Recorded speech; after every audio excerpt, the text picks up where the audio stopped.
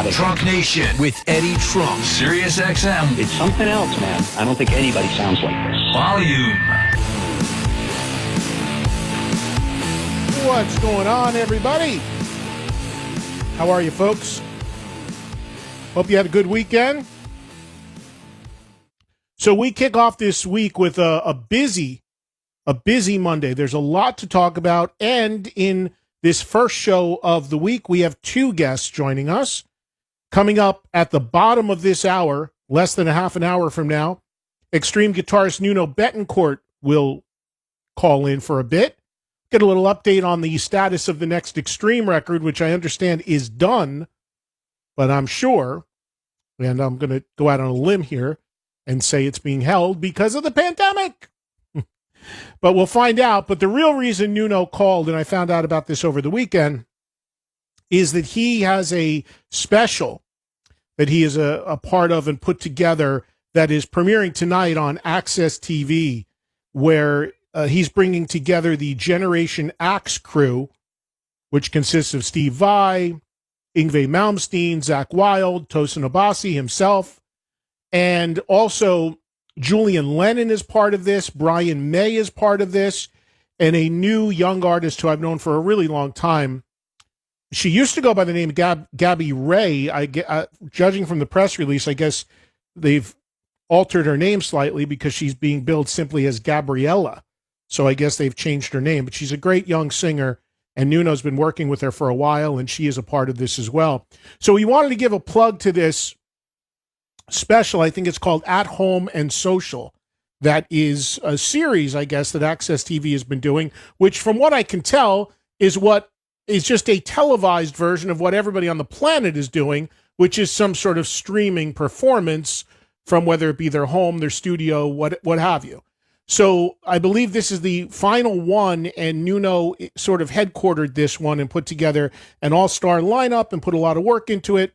So we wanted to promote it. If you have Access TV, which having just done 2 seasons of a TV show for them not long ago, I know not everybody does, but if you do, this certainly seems like something that would be cool to watch, and we will talk to Nuno about it. Well, last we saw this guy, we were at the Rainbow in LA, hanging out on the patio. It seems like ages ago, and who knows when we'll be able to do that next.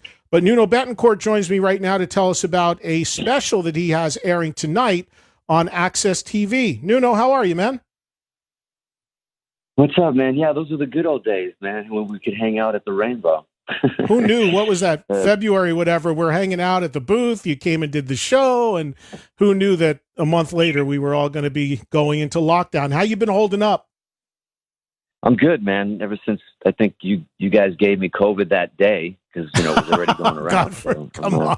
No, I'm good, man. I'm good. I'm lucky. I'm pretty blessed at the house that I have, and that I have my studio up where I live. So I not a lot has changed for me work-wise. I've actually probably been working way more than I thought I've ever worked before. So it's interesting how that can happen. Some people can't work, unfortunately, and then others can work too much. So I'm pretty blessed anyways. How you doing? Yeah. How you guys holding up? Good, man. I mean, I'm in Jersey. I've got a little house at the Jersey Shore, so I've been spending the summer here. I rarely get to see this house because I'm usually on the road running around paying for it. So since I can't go on the road, I'm lucky enough to be able to work and do radio from here. So I get to do the show and then go hit the beach for a little bit. So again, I'm doing better than most. I can't complain given the circumstances. So tell everybody about what you got going on tonight, 8:00 Eastern on Access TV. The show it's been a series. It's called At Home and Social, and you've got one that you put together that looks amazing in terms of the talent you've assembled and what people are going to be seeing. So give everybody the backstory on this. Well, it's interesting. They approached me to do, like many shows that people have had to kind of pivot to doing these kind of, from home TV shows, interviews and performances. And At Home and Social, I guess, was just an online show initially, and it started doing well. That they put it into broadcast on Monday nights, and their producers reached out to me because I worked with I did Sammy's show on that network, the road trip, Sammy's road trip, and it worked out great. And you did mine, and you did mine from the Monsters Cruise, remember?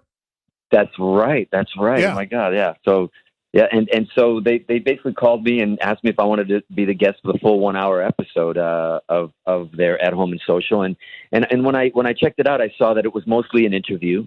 And sometimes, they had like Alice Cooper on and he would just talk, and then they had Jewel on and she would kind of have a guitar, but just talk about how she wrote a song. And I was thinking, me, like, so I'm thinking, man, how can we make this special? How can we make this more of an event? And I told them, listen, I want to do 4 performances. And they're like, oh, you want to do 4 of your own songs? I said, no. Let's get full bands on all 4 songs. We'll get, first thing I thought of was like, the possibility of doing Bohemian Rhapsody, which I was super excited about with Generation X, which we've done it live, but we've never recorded it, or done it, in a performance that's been televised or seen, and I thought that's super special. And then I called Steve Vai about it. He goes, that would be incredible. The guys were into it. And we, cause we all have to do it from our home. So it's really bizarre in that sense, but it's kind of interesting. Everybody's from their home studios, and to do an intricate song like that, the song itself with vocals is ridiculous. And the guitars are replacing all the vocals, and we're doing the opera section, everything. But then I thought, wow, wouldn't it be cool if Brian May would jump in on this? And I hit him up and he was like, yes. And so Brian's jumping in, he's coming in and he's doing the, joining us. So I'm not going to tell you what he's doing, cause it's pretty special. And he comes in and it's, so imagine it's Vi, Zach Wilde, myself, we got Yngwie Malmsteen, Tosin Abasi, and Brian May. We got, 6 of us doing Bohemian Rhapsody tonight. And, that's just one of the performances. The other ones I'm really excited about the other ones as well. I'm doing with Nancy Wilson and Taylor Hawkins. We're doing Barracuda, which is pretty exciting. Taylor added such an energy to this track. It's ridiculous. And we have another one that's really kind of hip and cool. I'm doing it with Julian Lennon all the way. He's in France, and we put a full band together, which, Kay Fig from Extremes playing drums, and, we have Steve Filazzo on keys. We have Derek Frank on bass on that. And also, the other thing is I talk about Generation X, but we also have the band, the Generation X band. We have JP on drums. We have Nick on keys, and we also have, Pete on bass. So we have full bands on that, full band on we're doing Karma Police with Julian Lennon. Radiohead's Karma Police, which is a really cool vibe. And so we got Barracuda, Karma Police, Bo Rep, and we're debuting an artist that I've been working with a long time. You know her well. She started out very young on those Monster Rock cruises as well, and she's been working since she's a kid, and she's super talented. Is GabrieLa. We're doing, she's signed to Atlantis Entertainment, which is, my company, along with my partner, Renee Regal and Stephen Sherman. We have a film and TV company where basically because of COVID, we've been, getting her record deal sorted out. We were hoping to release by this fall or winter, but as COVID did everything else, we're so delayed. So we figured, hey, she wanted to be part of this, this release because we're doing it for Crew Nation. All the proceeds go to Crew Nation, and to raise money for our, for our crews and their families who are struggling right now, who will not be able to tour for a year, if not more. And we want to keep them on point and get them ready to come back out with all of us, because we cannot do any shows without crews, as you very well know, Eddie. And we're debuting GabrieLa an original song tonight, an original performance for the first time ever. She's doing one of her tunes, and we're excited. We have a full band for that as well, which we have. I have to mention the guys because everybody's donating their time and to this Crew Nation thing. We have Sven on keys. We got also Derek on bass. We got 2 BVs. We got Angela and we got Electra on BVs, and on lap steel we got Drew, and we got Randy Cook on drums, who I love dearly, and Sam on guitar. So we have like about 20-something musicians that I brought in along with the artists. And I think there was about, I don't know how much footage was sent in that we had to assemble, and I mixed and edited. It was insane, but it's such a jam-packed show. It is a little bit of an event. You got to tune in and check this out. Yeah. When I see all this stuff happen, and you're right, there's a ton of it out there because it's all anybody can do if you're a musician, is to do things virtually over Zoom, people, whether it's live streaming shows, concerts, songs, what have you. And I watch it, and it's amazing to me where the technology is gone and what some of the people are able to do. But how do you do, like, I don't know anything about this world, Nuno, I'm not a musician. As a musician, how do you take yourself and Vi and Zach and Tosin and Yngwie and sync it all up to make, and Brian May, and make it a song? Does everybody actually play live at the same time over Zoom? Do they do it individually and you piece it together? How does it work from a technical standpoint? Look, you know what? It's not easy because of everybody's in different parts of the world. I mean, in one song, we have somebody coming. Like for instance, in Bo Rap alone, we got Ingve's in Miami. We got a few guys out here in LA. We got a couple guys on the East Coast. As I said, Julian's in France. The band is traveling. We all play together, and there is latency sometimes.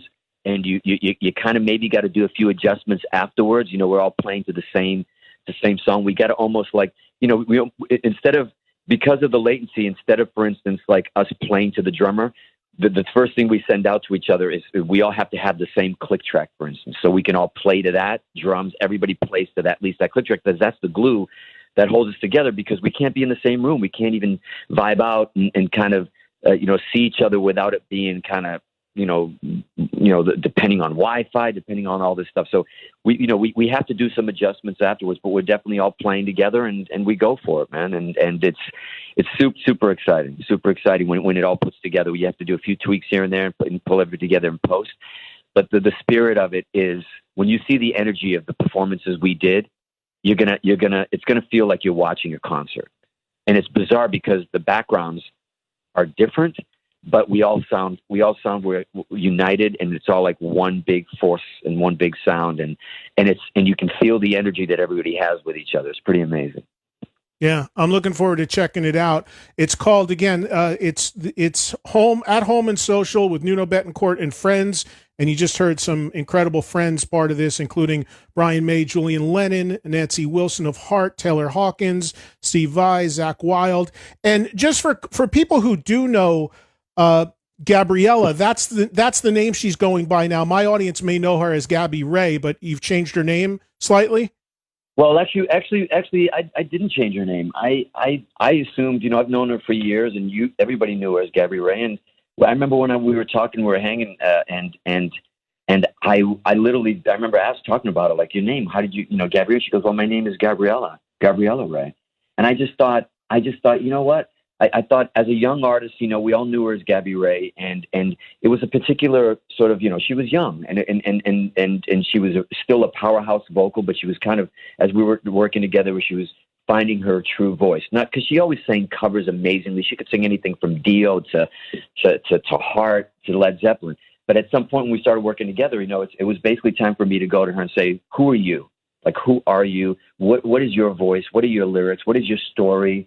Where did you come from? And basically that's why we spent good 3 or 4 years, really, from when she was 16, developing that and finding the true artist in her, bringing it out. And really, she morphed into becoming GabrieLa, to be going back to who she was. It was kind of a more mature version of her. And she's still obviously very young, but it was like, it was organic. It was kind of time for her to shed that Gabby Ray, which was great for her. And it was a great beginnings for her in the career. And she was really Gabby Ray. Now it's GabrieLa, and it's time for her to move on. And the cool thing about doing this is we didn't really want to release anything yet, but we're doing this performance.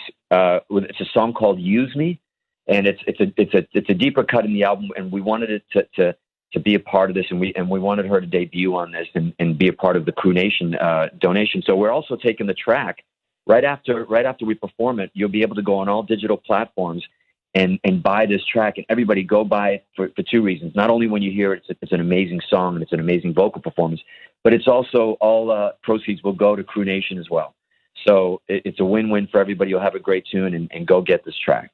Yeah, and the reason why I bring Gabby, aka GabrieLa, up is because you're right. I've known her for a long time, and I remember she was like super young, 14, 15 years old. And the thing about it is, it's really cool to see somebody who is, like you said, still very young, but still so incredibly passionate, is hung in there so long, and keeps fighting, and see her finally have some success, because, or at least, well, not success yet, but at least some awareness on a platform like this, because she's really worked at it. She's really been at this.